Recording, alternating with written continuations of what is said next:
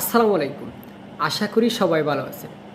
আমার খাওয়ার অধিকার আছে, আমার ঘুমানোর অধিকার আছে, আমার নাজের হাত যাওয়ার অধিকার আছে।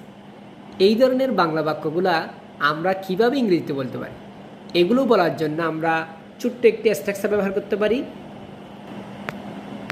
Subject have the right to plus V one plus object. যেমন আমার খাওয়ার অধিকার আছে, I have the right to eat. আমার ঘুমানোর অধিকার আছে, I have the right to sleep. আমার নাজিরহাট যাওয়ার অধিকার আছে, I have the right to go to Nazirhat. বাবার সাথে খাওয়ার অধিকার আছে, I have the right to eat with my father. এই ধরনের ভিডিও পেতে ফলো মি। আসসালামু আলাইকুম রহমতুল্লাহি ওয়া বারাকাতুহু।